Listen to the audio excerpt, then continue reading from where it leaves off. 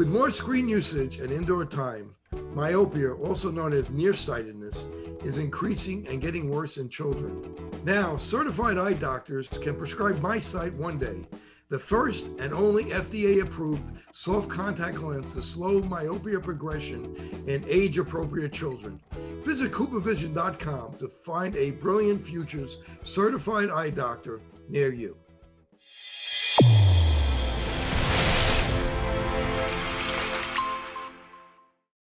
Your eyes and your vision are under attack. Damaging blue light from the sun, your phone, your computer, your tablet, even light bulbs and car headlights is constantly bombarding you. The good news is our eyes actually already have a line of defense to counter the effects of blue light. This defense is made up of 3 pigments called carotenoids.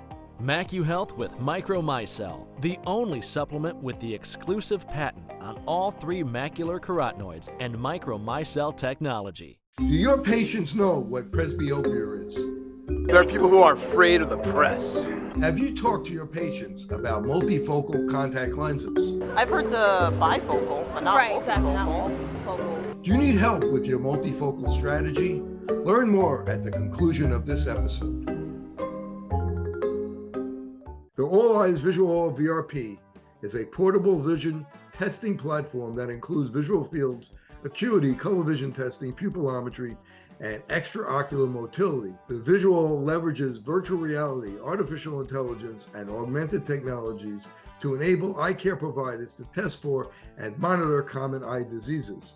Visit alleyes.com for more information. Good morning, I'm Dr. Kerry Gelb, and welcome to Open Your Eyes Radio. Please listen as I discuss the newest information in the world of health, nutrition, and sports every Saturday morning, 9 a.m. Central Time on AM 1280 The Patriot. Also, please share your thoughts by emailing me at drkerrygelb@gmail.com. That's drkerrygelb@gmail.com. Today, we have a return guest, Dr. Sharon Yeh. Sharon's mission is helping people achieve optimal health.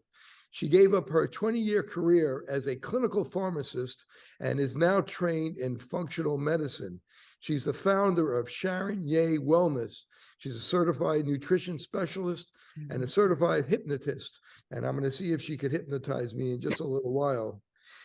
She combines her training and experience. She brings a mind-body approach to assist people in releasing stress and guilt around self-care so they can achieve better sleep and have more energy and enjoy long-term, active, healthy lifestyle. Her website is info@drsharon.yeh.com. It's Dr. Sharon, and Yeh is YE8.com. And she has some free resources on her website, which would be great to look at. She has guilt-free snacks, which we're going to talk a little bit about that, and a mini hypnosis class for peace and calm. Dr. Yeh, welcome back. Hello, everyone. I'm glad to be here. I'm so happy to have you back. And we were talking last time about health and nutrition, but I got to ask you, tell us about some of your guilt-free snacks that you have, especially your gummy bears. I want to know how you make your gummy bears. Oh, my gummy bears. Oh, wow. My gummy bears it's actually really easy to make, and they are completely guilt-free. And I started this is because I know the benefit of drinking tea, and I would love for my child to experience that, but she was 5 years old. She's not gonna drink tea because most tea has this tart taste to it. So that's why I started to make tea into gummy bear. So essentially, you just need tea, or it can be juice with gelatin and a mold. And how long does it take once you put it in the mold to become a gummy bear? I mean, you do have to cook it, or you don't want to boil it, but cook it for like 10 minutes and put in the mold and then put the whole thing in the fridge. So 2-3 hours later, when it's solidified, it becomes gummy bear. And you can buy different type of molds from Amazon to fit your need. Like my daughter like heart shapes, so I bought a heart shaped mold, and you can actually buy the gummy bear mold or some kids are into Legos. So, and that's actually how I get her to drink smoothie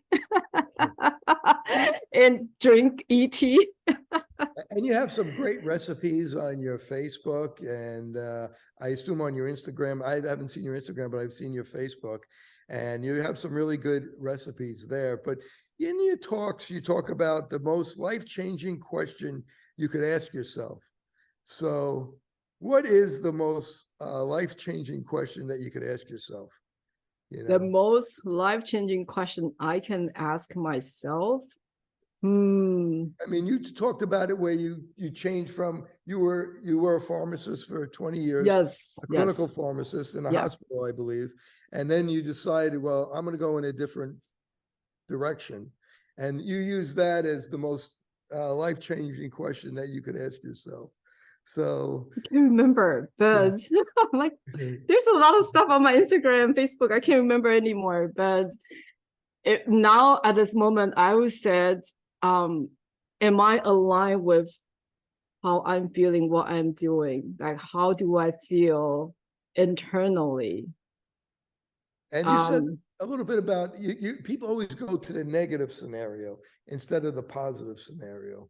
Oh yeah, what if? So why do we always go? Why do we always go to the negative scenario? What if? Now I remember. Thanks for reminding me. It's what if? Yes, what if? Well, let's go back to the caveman. If you remember from last week, we talked about caveman, cavewoman, running away from tiger. So our brain is wired for us to be safe because our brain is here to protect us.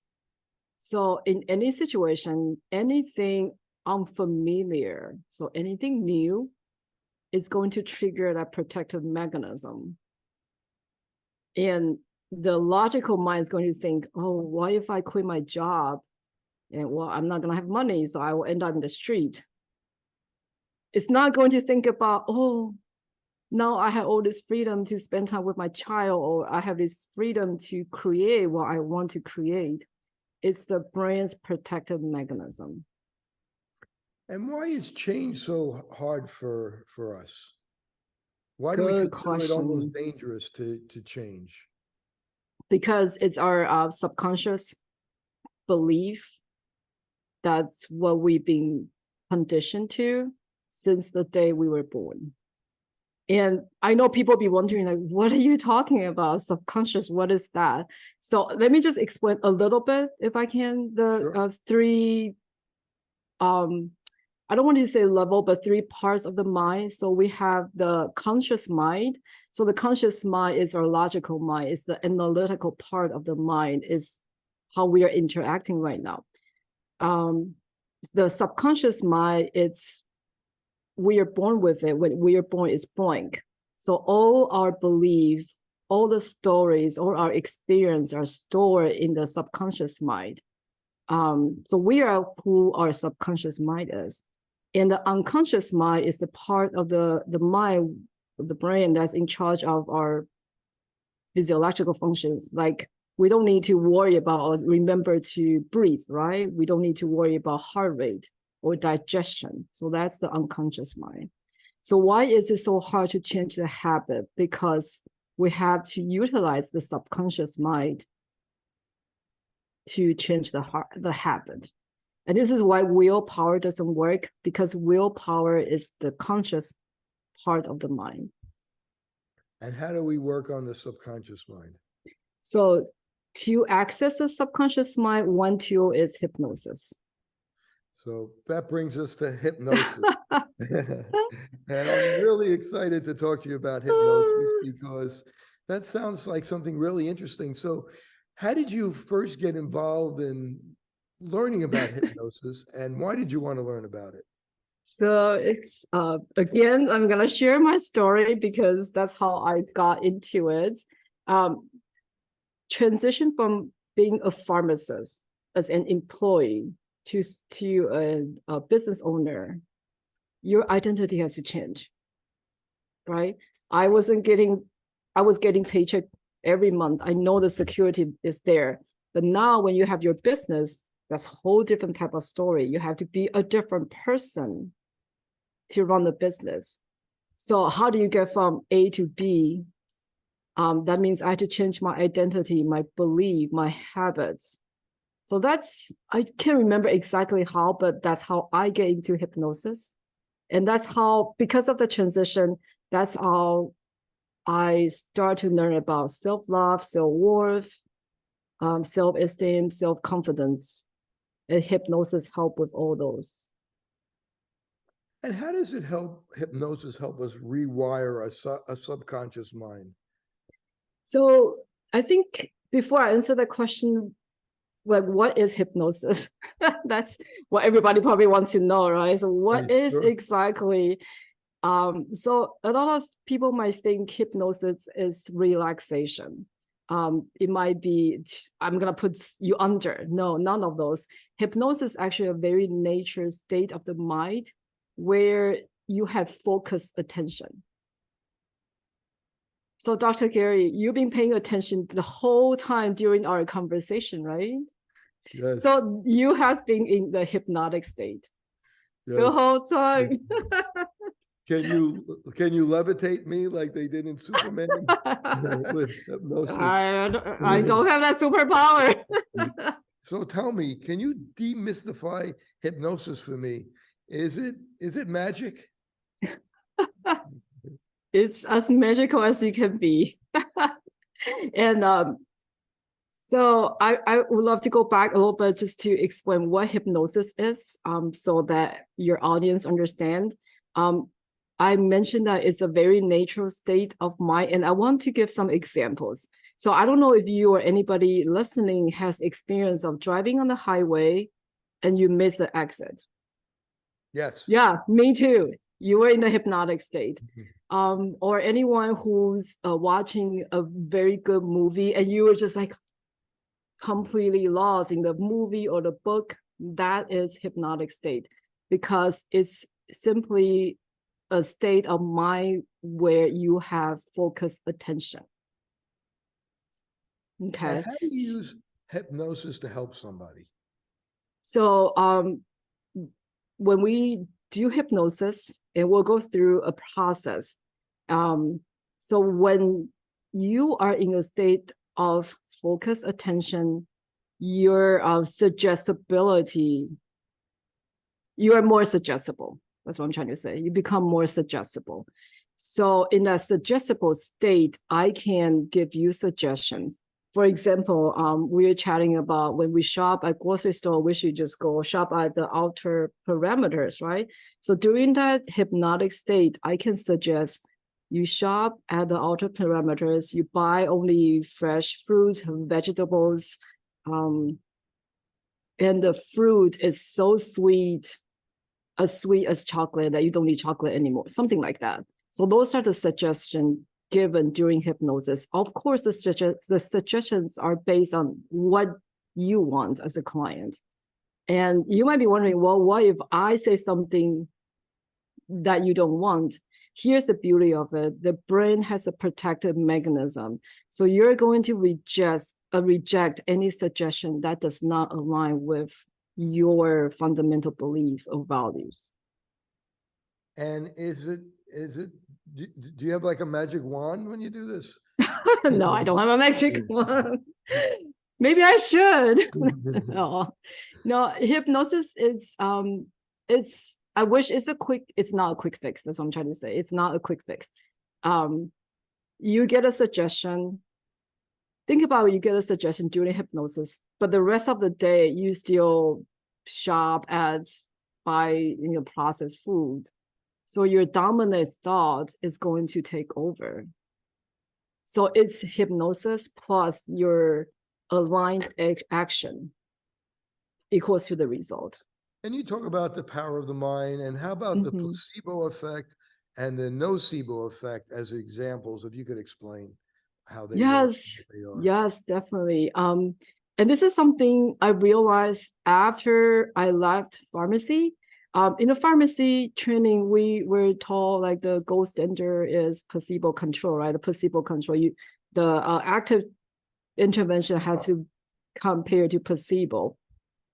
So it has this placebo is bad notion to it. But when I really think about it, placebo is quote unquote sugar pill. It has no active ingredient, but it still have effect. So that to me is the power of the mind, because nobody can explain the effect or what caused the placebo effect. Nocebo, go ahead. I think people kind of understand placebo, they they take a sugar pill for a certain condition and they get a benefit. So that's, mind over matter. That shows how powerful the mind is. But Right. people don't know what nocebo is. So if you could explain what that effect is. So nocebo effect is opposite from placebo. So if a suggestion is given to someone that something bad or negative is going to happen, then the person may believe that and negative things can happen. So here is an example. For example, a person with a cancer diagnosis, and the doctor said you have X month to live. If this person accept that suggestion, the person may leave the world in that X month. Versus another person, the doctor told the same thing, but the person reject. The person might be, oh, no way, I still have grandchildren I need to play with, but reject that suggestion, and the person may live longer than the X month. So that's nocebo effect. So this goes to words are powerful. Yeah. And you talk about feelings, I think a lot of people feel that feelings are bad and they try to fight their feelings. But explain feelings and what they are and why they can be good and what they're telling us. Yeah, this is also something new I learned after I left pharmacy. And I also want to share my experience growing up. So in my family, they're like, oh, you got to be strong. You should not cry, right? Be strong, be tough. That's how you survive the world. So I was brought up as being strong. You got to be tough. So that means my emotions were kind of pushed down. But really the emotions, the feelings, they are our navigation system that tell us if your desire, your needs, are they met or not? So trying to think of an example to share. So every feelings has a meaning behind it. And here's an example that's in my mind.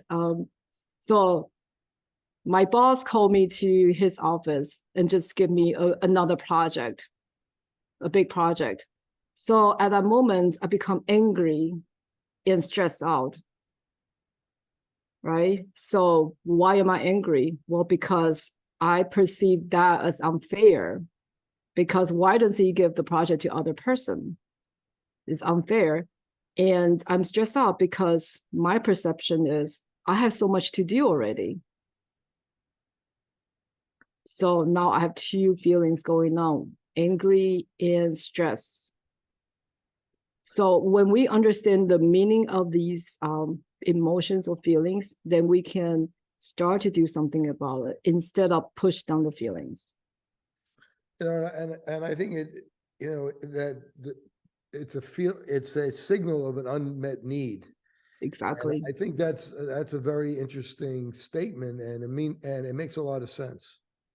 Yeah. So if I can go back to the example a little bit, so in that scenario I just gave, so my options as my actions, I could be, I'm angry, I'm stressed out. Okay, I'm going to the refrigerator and get the biggest ice cream I can find and eat my ice cream. Right? Because I pushed down my emotions. I didn't do anything. That was just a distracting thing to do to make me feel better. So I felt better after eating ice cream, but I didn't really resolve the unmet need. Versus the other alternative would be, so understand why I'm angry because it's unfair, or I know why I'm stressed out, so I can talk to my boss to see how we can prioritize things. So that action actually meet my need. So I no longer need to push down my emotions or use distracting behavior such as eating ice cream. And I think, and it's a good point, because if we listen, to our feelings and we act on our feelings, then we're going to be a lot happier. Yes. We're meeting Yeah. that unmet need. Yes. And there was a very Yes. interesting book, right, that was written by Calvin Banyan Yes. Yes. on Yes. the secret language of feelings. Yes, that's a wonderful book. And I read that book. I was like, oh my gosh, the whole time, the entire my life, I didn't understand what the feelings were telling me until I read that book. And it's easy to distract your feelings. It is very easy to distract the feelings. Like I say, ice cream, cookies, cakes, chips. Well, speaking about ice cream, cookies, cakes, and chips, you write a little bit about cholesterol. So does our body make cholesterol to try to kill us? Well, no. No. Cholesterol's there for a reason. So, and one good reason I'll share with the audience is our cell membrane are made with cholesterol. A part of it is made with cholesterol. Our hormones come from cholesterol.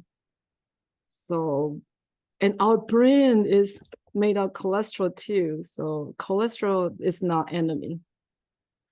So conventional medicine, probably when you were in the pharmacy, the number one drug you filled was probably a statin. Oh, yes. So people kind of have to navigate, cholesterol and taking medication and where the sweet spot is for your cholesterol. And I guess a lot of that is, all disclaimer between you and your doctor, but as far as for you personally and cholesterol, are you driving down your cholesterol with statins? For me, no. No. First of all, when the cholesterol is elevated, and of course, it's a debate of what the value is, how much is too high. Because it's a moving target. It is a moving target, and yes. Anyway, so when it's elevated, let me just say super elevated. The first thing should be what's causing it. Again, going back to inflammation. So a lot of time, that's from inflammation approach. Exactly. Why is it elevated? And like you said, cholesterol does a lot of good things, and there's treating it for primary prevention, secondary prevention. So it gets complicated, and people need to speak with their cardiologists about it. But I thought it was interesting what you wrote about it. I'm speaking with Dr. Sharon Yeh, clinical pharmacist, certified nutrition specialist, hypnotist. After the break, we're going to talk about dark circles under the eye. This is Dr. Kerry Gelb. MacuHealth, your science-born and tested solutions for visual performance, macular degeneration, and dry eye syndrome. New products coming soon. Embrace the science.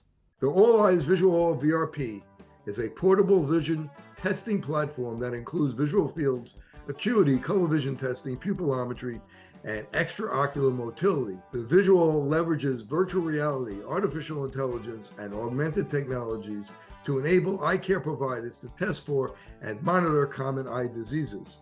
Visit alleyes.com for more information. We're back with Dr. Sharon Yeh, clinical pharmacist, certified hypnotist, certified nutrition specialist.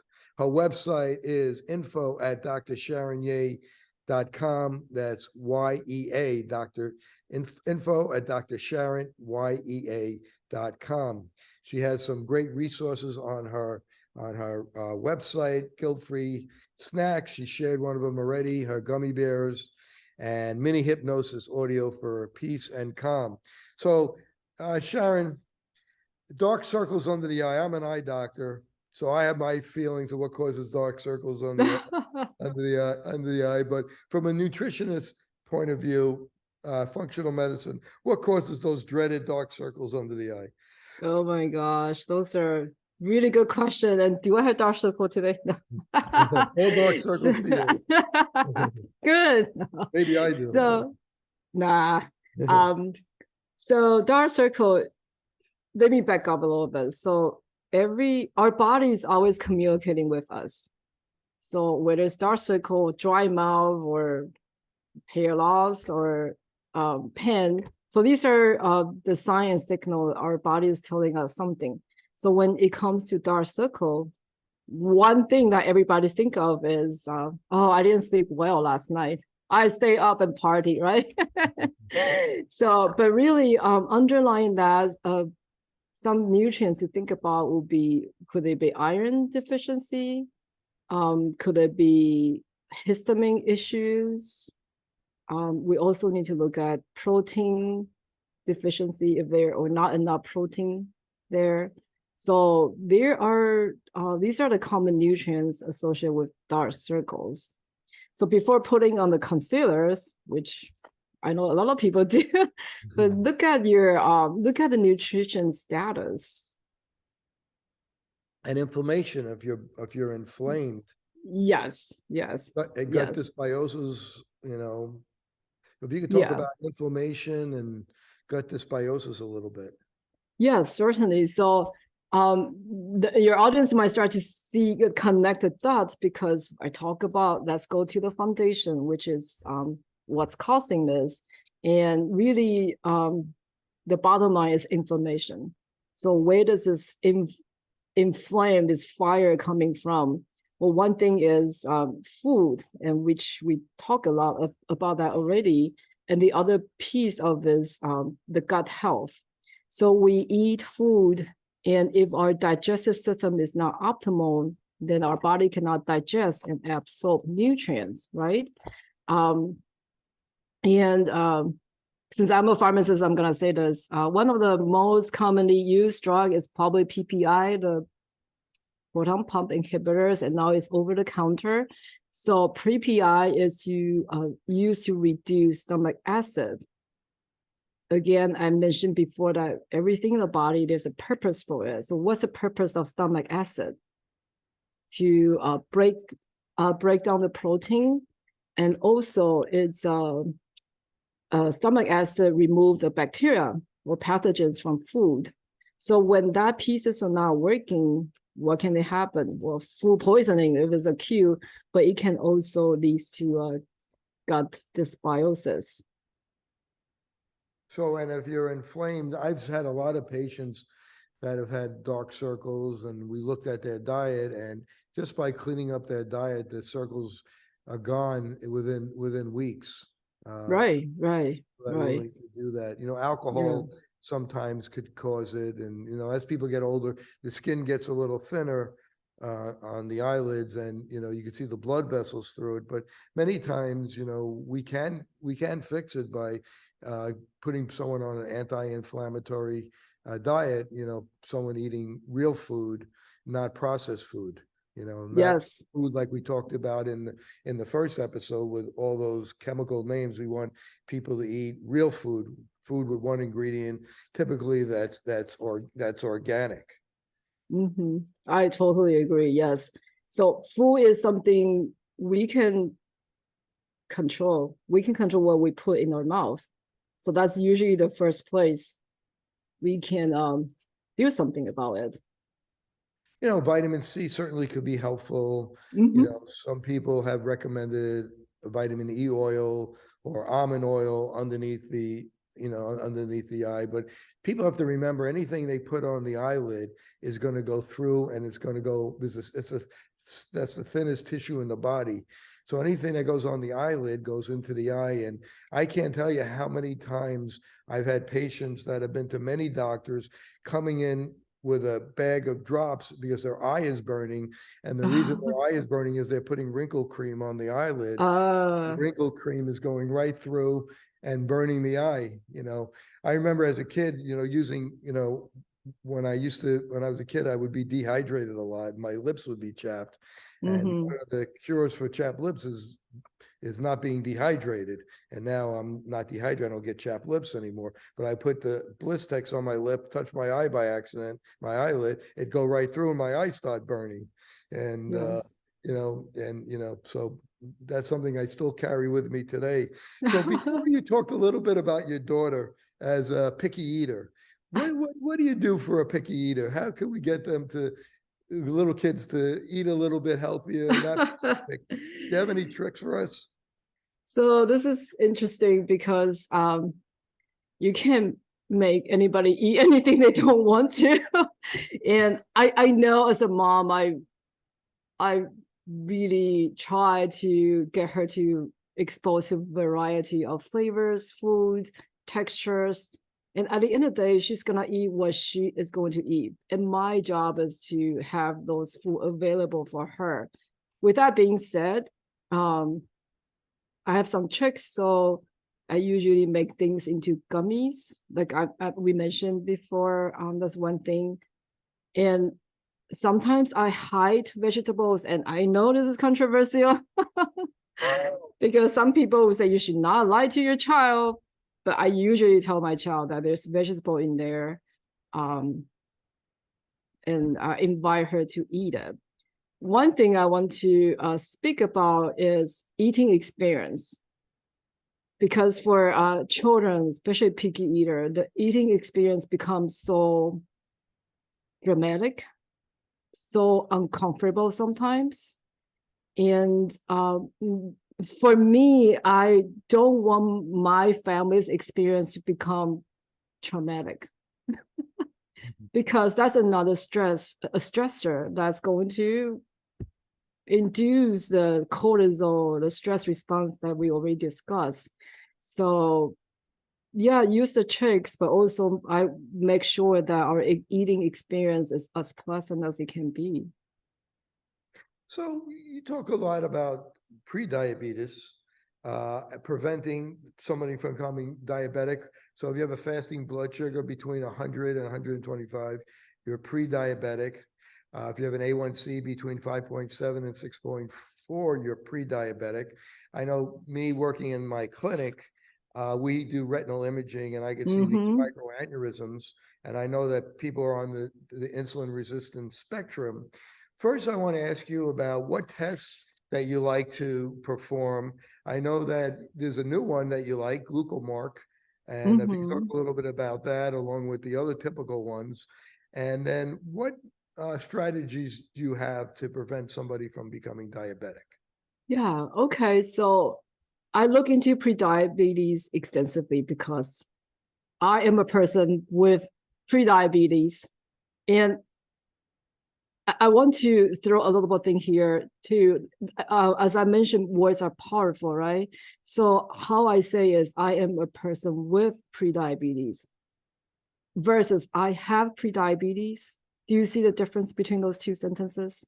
Yes. One is I own it. The other one is I have that label, but with that label. So that's first thing within using the power of the mind. So with prediabetes, that means I can manage it. I can remove it potentially, right?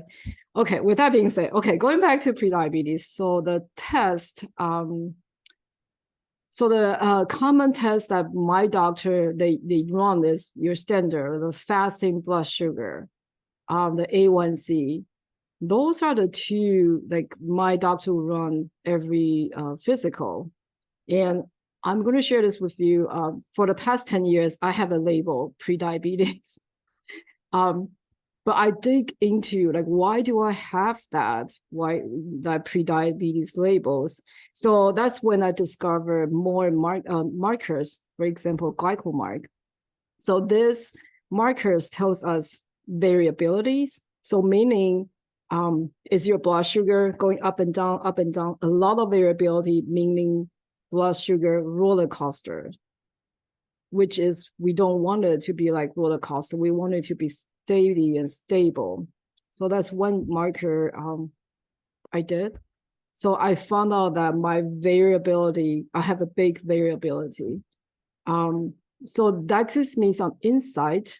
But recently it's the continuous glucose monitor. That device really give me more insight into what food causes blood sugar spike and how do I manage my food to minimize that spike. So that's one part of it. And the other part is nutrient deficiency. And I'm talking about micronutrient deficiency. Because for the body to process carbohydrate, it requires a lot of micronutrients. Am I deficient in those nutrients? And if I have an adequate amount of micronutrient, maybe the prediabetes will be done. And I've recommended to my patients that have trouble with their diabetes to ask their doctor to prescribe that for them so they know what they could eat, what raises their blood sugar, and what doesn't. And I always ask my patients who have a CGM, anything that surprised you? Is there anything that raised your blood sugar that you're surprised, and anything that you eat that didn't raise your blood sugar that surprised you? And it's very individualized. So, sometimes we're surprised about what does it. So I'm going to ask that question to you, Dr. Yeh. Anything that surprised you with the CGM that raised your blood sugar? Yes, so that's a whole very different experience and very eye-opening experience. So throughout the show, we talk about anti-inflammatory food, anti-inflammatory diet. So if you notice, on the market now, there are a lot of products made with cassava flour because it's not nuts, it's not grain, so it's grain-free, right? That product made with cassava flour actually spike my blood sugar. Interesting. Yes. So you think you're doing something healthy, and it's not so healthy. Yes. So blood sugar. So that was eye-opening. And of course, I noticed already white rice spiked my blood sugar. But when I add olive oil to white rice, I mean, I was doing experiment. Okay, it doesn't spike as much. Now, I understand that when you eat rice cold, it becomes a resistant starch, and it doesn't spike your sugar as much. Is that the case with you, or you haven't tested that yet? I haven't tested the temperature. Maybe next time I will. Try cold rice and let me know if it spikes your blood sugar. Tell me about fasting insulin. How important do you think that test is? I think fasting insulin is, in my opinion, it should be part of the routine standardized testing. So either fasting insulin or C-peptide, because a lot of changes occur before a definitive diagnosis was given. And I remember I learned this in school years ago, like at least 10 or 15 years prior to the diagnosis of diabetes, the person already have insulin resistance. So why do we want to wait until that definitive diagnosis to do something about it? So that's where the fasting insulin C-peptide can give us more information along with CGM or glycomark. So we get a more complete picture of what's going on with this person's metabolic health. And we did a paper where we saw signs of insulin resistance in the eye, where we saw microaneurysms in the capillaries of the eye. And we used fasting insulin and 2-hour insulin, which was an earlier marker than blood sugar. And it was very effective. That paper is in Diabetes for anybody that wants to look it up. But you have 4 tips of trying to prevent somebody from becoming pre-diabetes, diabetic to diabetic, lifting heavy weights. If you could go through those 4 tips for us. Yes. So food first. So again, back to anti-inflammatory diets. If nothing else, at least reduce amount of processed food product or processed sugar that's being consumed. I want to mention this. Any diet product like diet soda, diet tea, those actually cause a lot of issues. They raise insulin. Yeah, they raise insulin. So it increased risk for diabetes. So food first, and then you might be wondering, like, what do you mean by food? So every meal you have carbohydrate, complex carbohydrate, protein, and fat. So that provides a balanced type of meal. Another tip would be complex carbohydrate. You mean vegetables? Vegetables, especially root vegetables, are good options, because some people, like for me, I really want to have that. I'm satisfied from my meal. And sometimes I just require some sweet potatoes or pumpkins or things like that. And people might be wondering, well, should I eat rice? Should I eat grains? It's very individualized. So again, that's not a yes or no black and white answer. But grains are tolerated by some people, and for those people, that's okay to eat grains. What else? Intermittent fasting. Are you a fan? We had to go there.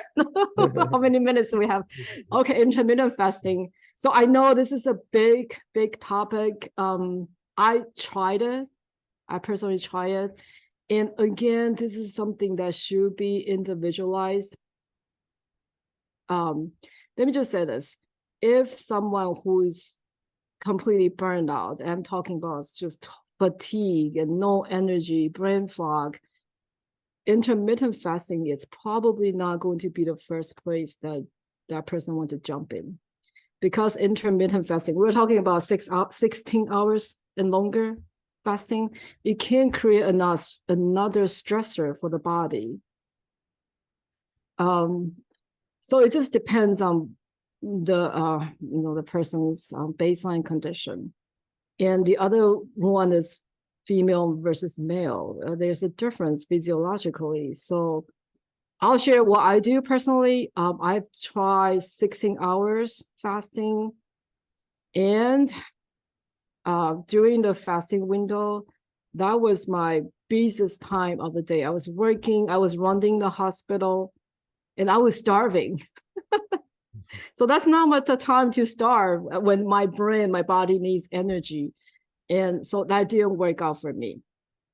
So for me, I end up doing just regular overnight fasting, 12 hours, 13 hours, and that worked beautifully. My opinion is, some people fast and they don't eat till dinner. I think that's the wrong way to do it. This is my opinion. Right. I think you should eat breakfast, lunch, and maybe cut it off at 5 or 6 o'clock if you want to do intermittent fasting, and not until breakfast. And you'll lose weight if you cut it up early enough, if you're doing it because you want to lose weight. So, and then you talked about exercise. Okay, now I got to pin you down as we're coming to the end. Some of you in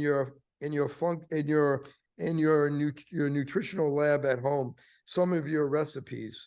I want to talk about, obviously you can't go into them all, but you have a healing latte, morning pick me up, better than coffee. Tell us a little bit about that.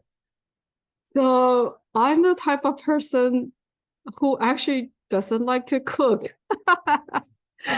But I wouldn't know with all those recipes you have. What I do is because I really place my health as the highest value. So that's something we don't have time to talk about, but where do you value your health and where do you place that value? When it's your priority, you start to do things. So that's why I start to cook. And I reframe it as it's my experiments, my lab. So with that in mind, that's where I start to experimenting different things. So if I don't drink coffee, what can I do? So I can use coconut milk with turmeric, honey, and sometimes I add a little bit of bee pollen in there for additional kick. So that's an alternative. And I think I have a chamomile latte and for nighttime. And this is because sometimes I want something more robust, more creamy before bedtime. So I was like, okay, why don't I add coconut milk to my chamomile tea? So that's how I come up with ideas. So I want to thank Dr. Sharon Yeh for joining me today over the last 2 weeks. She also has some zucchini chocolate muffins, veggie rolls, chocolate nut milk created by her, pink drink. So you go to her website, go to her Facebook, you can learn about this. Dr. Yeh, if somebody wants to learn more about you, they want to find out about your recipes, how can they do that? So you can find me at 3 different places. So my website and Facebook, just search Sharon Yeh, and Instagram. So the Sharon Yeh. And where do we find the recipes? Is that Facebook, Instagram, both? I will try to organize them so they are, but right now they are on Facebook. So Yes. I want to thank Dr. Sharon Yeh for Yes. joining me today. She's a wealth of information. She gave us great information on becoming healthy and staying healthy. And she shared some of her personal stories, which was very nice of her because thousands of people are going to be watching this and they're going to know about Dr. Yeh and about that she is pre-diabetic, but we're not going to tell anybody about that except for maybe 100,000 people. So Yeah, again, don't tell anybody. Dr. Yeh, thank you for joining me today. Thank you so much for your time. This is Dr. Thank Kerry you. Gell for Open Your Eyes Radio on AM 1280 The Patriot. The All Eyes Visual VRP is a portable vision testing platform that includes visual fields, acuity, color vision testing, pupillometry, and extraocular motility. The visual leverages virtual reality, artificial intelligence, and augmented technologies to enable eye care providers to test for and monitor common eye diseases. Visit alleyes.com for more information.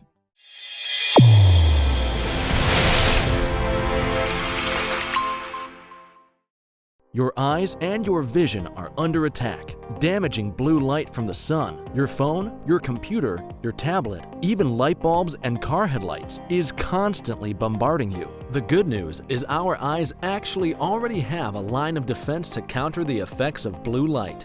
This defense is made up of 3 pigments called carotenoids. MacuHealth with Micromicelle, the only supplement with the exclusive patent on all 3 macular carotenoids and Micromicelle technology. Fitting multifocal contact lenses presents a big opportunity to meet patient needs while growing your practice. Alcon is your partner not only with our innovative portfolio, but through e-learning. Learn to enhance your multifocal strategy today with the Alcon Experience Academy. OIE Broadcasting is the emerging leader in social media. We use scientific entertainment to drive more patients into your office. Visit OIEBroadcasting.com and sign up today.